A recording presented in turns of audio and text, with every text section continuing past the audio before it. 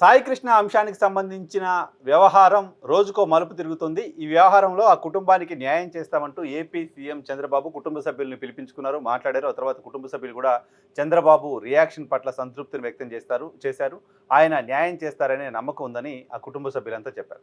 అయితే ఈ అంశానికి సంబంధించి ఇప్పటికే ఒక విచారణకు ఆదేశించింది ప్రభుత్వం. ఆ తర్వాత విచారణ కొనసాగుతున్న క్రమంలో ఆ సీఐ పైన కేసు నమోదుకు ఆదేశాలు ఇచ్చింది. ఆయన పైన 302 కేసు నమోదు చేశారు. సో కేసు నమోదు చేసిన తర్వాత ఇమీడియట్‌గా ఆయన్ని అరెస్ట్ చేయబోతున్నారు, ఆయన్ని విచారించబోతున్నారు అంటూ వార్తలొచ్చాయి. కాసేపట్లో అరెస్టు, సాయంత్రం అరెస్టు, రేపు ఉదయం అరెస్టు అంటూ 2, 3 రోజులుగా వార్తలు చూస్తూ ఉన్నాం. కానీ ఇప్పటివరకు సీఐ నాగరాజ్ ఎక్కడున్నారో తెలీదు. కృష్ణలంక పోలీసులు మాత్రమే కాదు, మార్కాపురంకు సాయి కృష్ణని తీసుకురావడం కోసం టాస్క్ ఫోర్స్ పోలీసులు కూడా వెళ్లారు అనేది తాజా సమాచారం. టాస్క్ ఫోర్స్ పోలీసులు నేరుగా జిల్లా ఎస్పీ ఆధ్వర్యంలో పనిచేస్తుంటారు. ఎస్పీ ఆదేశాలను మాత్రమే పాటిస్తూ ఉంటారు. సో టాస్క్ ఫోర్స్ పోలీసులకు సాయి కృష్ణని తీసుకురమ్మని ఆదేశాలు ఇచ్చింది ఎవరు అనేది ప్రస్తుతం సమాధానం లేని ప్రశ్నగా ఉంది. కేవలం కృష్ణలంక పోలీసులు నాన్ బెయిలబుల్ వారెంట్ ఇష్యూ అయింది కాబట్టి మాత్రమే వెళ్ళుంటే మరి టాస్క్ ఫోర్స్ పోలీసులు ఎందుకు వెళ్ళారు? టాస్క్ ఫోర్స్ పోలీస్ వెళ్ళిన తర్వాత ఆయన తీసుకొచ్చి కృష్ణలంక పోలీస్ స్టేషన్లో అప్పచెప్పారా? ఏం జరిగింది ఆ తర్వాత? దాంతోపాటు బస్టాండ్లో అనాథ శవంలా సాయి కృష్ణ మృతదేహాన్ని పడేశారు.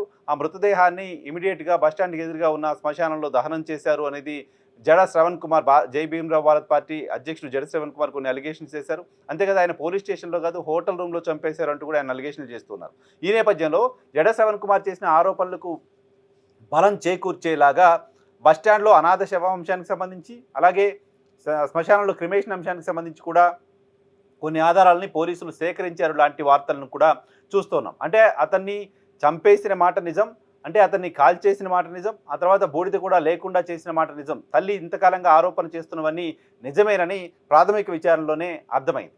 అయితే ముఖ్యమంత్రి హామీ ఇచ్చారు విచారణ చేస్తామని. ఇప్పుడు తాజాగా కొత్త సిట్ని ఏర్పాటు చేశామని చెప్తున్నారు. ఐజీ రవిప్రకాష్ నేతృత్వంలో మరొక కొత్త సిట్ ప్రస్తుతం ఏర్పాటైంది. ఈ సిట్ విచారణ జరగబోతోంది. ఆంధ్రప్రదేశ్ రాష్ట్రంలో 2014 నుంచి ఇప్పటి వరకు రకరకాల అంశాలపైన అప్పుడు జగన్మోహన్ రెడ్డి సర్కార్ కావచ్చు, చంద్రబాబు నాయుడు సర్కార్ కావచ్చు సిట్లని ఏర్పాటు చేశాయి. ఈ సిట్లన్నీ ఎలా పనిచేస్తున్నాయో చూసాం. వివేకానంద రెడ్డి హత్య కేసుకు సంబంధించి ఏర్పాటైన 2-3 సిట్లు, విశాఖలో భూముల కుంభకోణానికి సంబంధించిన ఏర్పాటైన 2-3 సిట్లు, తిరుమల లడ్డు అంశానికి సంబంధించి ఏర్పాటైన 2-3 సిట్లు. ఈ రకంగా సిట్లు ఏ రకంగా నిజాన్ని తేల్చాయో చూసాం. సిట్లన్నీ ప్రభుత్వాలు అనుకున్న పనులు చేస్తున్నాయి తప్ప నిజాలని తేల్చలేకపోతున్నాయి. ఇలాంటి విమర్శల్ని అధికారంలో ఉన్న పార్టీ పైన ప్రతిపక్షాలు చేస్తూ వచ్చాయి.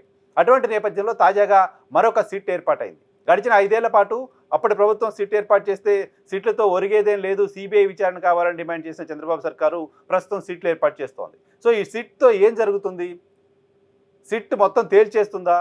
పోలీస్ అధికారులపైనే నేరుగా ఆరోపణలు ఉన్న నేపథ్యంలో, పోలీస్ డిపార్ట్మెంట్ పైనే నేరుగా ఆరోపణలు ఉన్న నేపథ్యంలో కేవలం సిట్ అధికారులు ఈ ఆరోపణలన్నింటినీ తేల్చగలుగుతారా?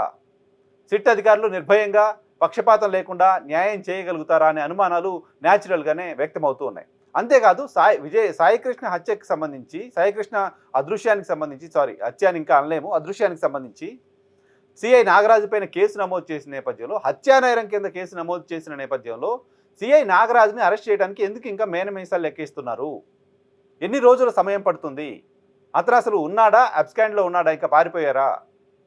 ఈ అంశాలను కూడా ప్రభుత్వం పట్టించుకోవాల్సిన అవసరం ఉంది. ఇప్పటివరకు జరుగుతున్న విచారణలో, విజయవాడ నడిబొడ్డున జరిగిన ఈ ఘటనలో సిఐని అరెస్ట్ చేయడానికి ఎందుకు తాత్సారం చేస్తున్నారు? ఎందుకు ఆలస్యం జరుగుతోంది? ఏ కారణం వల్ల అతన్ని అరెస్ట్ చేయలేకపోతున్నారు? ఇప్పుడున్న టెక్నాలజీలో ఇమీడియట్గా ఒక మనిషి ఎక్కడున్నాడో ట్రేస్ చేయడం ప్రభుత్వానికి ఏమాత్రం కష్టం కాదు. పైగా డిపార్ట్మెంట్కి సంబంధించిన వ్యక్తి, అతను ఎక్కడున్నాడో తెలియదు, ఎందుకు అరెస్ట్ చేయట్లేదో తెలియదు, రీజన్ ఏంటో తెలియదు.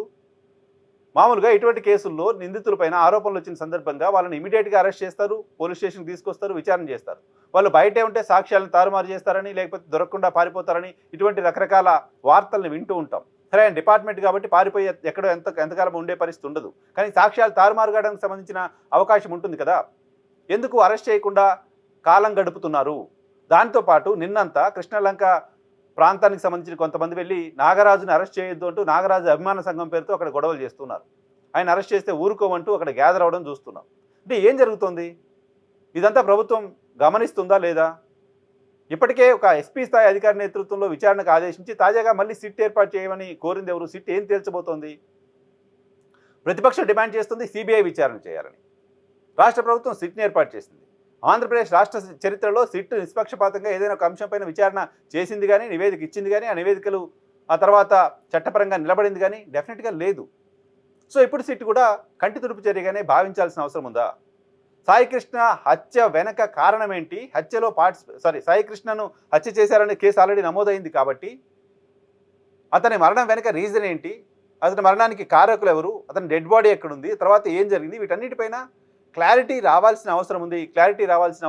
క్లారిటీ రావాలంటే జరగాల్సింది సిట్ ఏర్పాటు కాదు, సిబిఐ విచారణ కూడా కాదు, చిత్తశుద్ధి కావాలి.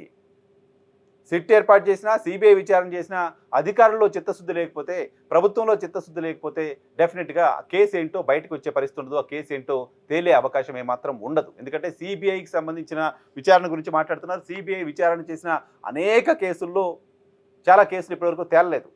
సిబిఐ తేల్చిన కేసులకు సంబంధించిన పర్సంటేజు 5-6% కూడా లేదు. మొత్తం నానబెట్టడమే ఉన్నాయి కేసులు. కాబట్టి ప్రభుత్వానికి చిత్తశుద్ధి ఉంటే తప్ప సాయికృష్ణ అంశంలో నిజాలేంటో బయటకు వచ్చే పరిస్థితి లేదు.